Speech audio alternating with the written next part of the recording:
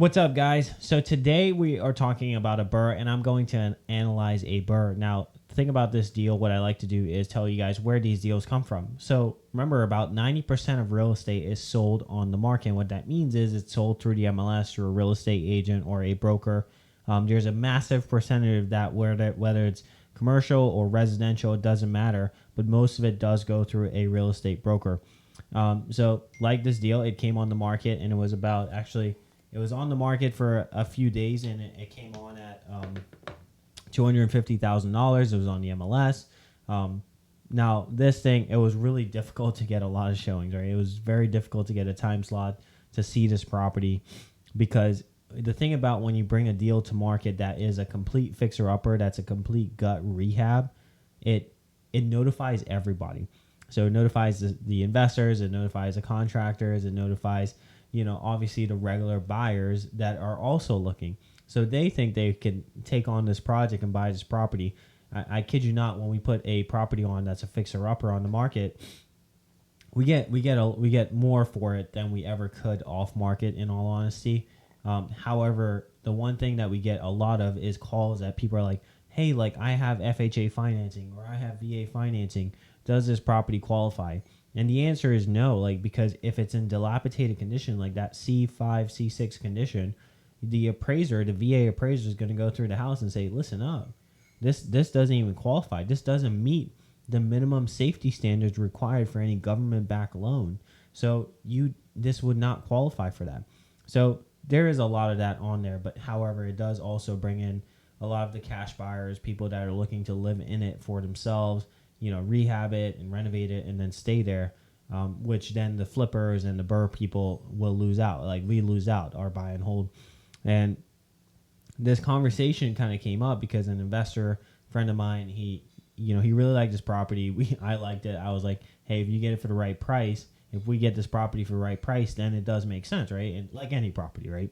So, at the end of our conversation, basically, we went back and forth. And the price, as I'm going to talk you guys through here, it started going up, right? Because I reached out to the agent and I just said, hey, look, if we came in at this number, is this competitive and is it even worth writing? Because I don't want to waste my time, my client's time, and frankly, anyone else's time, because now she has to go review another offer. And she was like, in all honesty, no, I have multiple offers. They're well over $300,000. And, it just wouldn't work. And I was like, I get it. I appreciate you telling me that. She didn't tell me exactly what it was at. However, I appreciated her honesty, and I appreciate her, telling me I've got 12 other offers over $300,000. And I'm going to show you guys here why that was not necessarily a good BRRRR strategy when it gets into that price point, based on the ARV and renovations required and the list price, so let's dive into it. But the last thing I want to say is I told my client, I said, listen, you're going to tie up a lot of your money here. You're going to tie up about $380,000 in this property for about 6 months, because it was also a short sale. And are you okay with that? Are you okay with having pretty much all your cash tied up? Or are you open to maybe even looking for a regular resale, because you're just a buy and hold investor? That would make sense to just buy 3 resales in the next 3 months rather than waiting for this thing to close or for the bank to approve it. And then you could be on your merry way, especially if you're going to be in the property for the exact same amount than you would have been for that first property. It just ties up all your cash. Not to mention, one thing, guys, on the BRRRR, and remember, if you buy a property all cash, there is something called a seasoning period. So seasoning period means that you have a certain time period that you have to wait in order to do a refinance or a cash out refinance. So always remember that there could be seasoning periods. Ask the lender, if you're going to go buy cash, ask the lender if that's even a possibility, okay? And how soon or how long you need to wait. And this flows into what's called AML laws, anti-money laundering laws, because they don't want you to use real estate as laundering money, okay? So let's jump into this deal. So basically, the list price on this was $250,000. Our renovations, when we calculated, we ran through the house, kitchen, bathroom, floors, paint. The deck needed to be kind of fixed up. There were some holes in the walls, a couple of things in the bathrooms, flooring, tile, all this stuff, and kitchen cabinets and whatnot. But all of this stuff came up to be about $70,000, right? Because I always add 10%. Technically, it came up to 60 something but I always add 10%. Now the ARV on this was 405. And that was conservative. $405,000 ARV.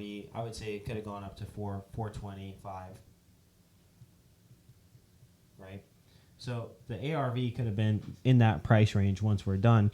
And the thing about it is, like, as you're doing these properties, you want to make sure that you know your calculation. So if you guys remember, it's ARV times 70%. Or in this case, we could even do 80% because it's a high growth market, right? Let's use the 80% rule, right? Minus construction costs. And I'm going to show you guys how easy this is. So basically, it's going to be, let's use the lower number, 405 times 0.8. Let's see what that is.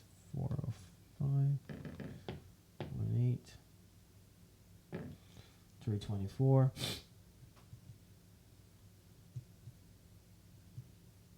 Right, $324,000. Now, we need to minus our construction costs here. So construction cost minus 70,000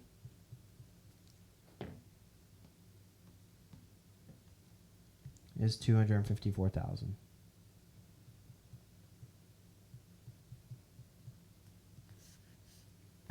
And there it is, guys. That's how simple it is. This is really, we would need to buy this property to have less than 10% left in it, right? Because you have closing costs and whatnot. To have less than 10% left in it, you would need to buy it for $254,000. And in this case, that was not even possible because it went on the market. This is why it's so important to maintain your own deal flow. Go, driving for dollars, start knocking on doors, start networking with people to bring stuff off market. This is why, more deals are closed off market. More investor purchases, I would say, are closed off market because they're not kind of wide open to the general market. So guys, if you're looking for a BRRRR, definitely don't discount the MLS here. However, look at other options. I want you guys to talk to people. This is proof that there are deals on the MLS. However, there's also proof that this does not really work a lot of the times on the MLS, especially when you're in a seller's market, especially when the markets are starving for inventory and buyers are just super hungry, especially if they think they're getting a good deal.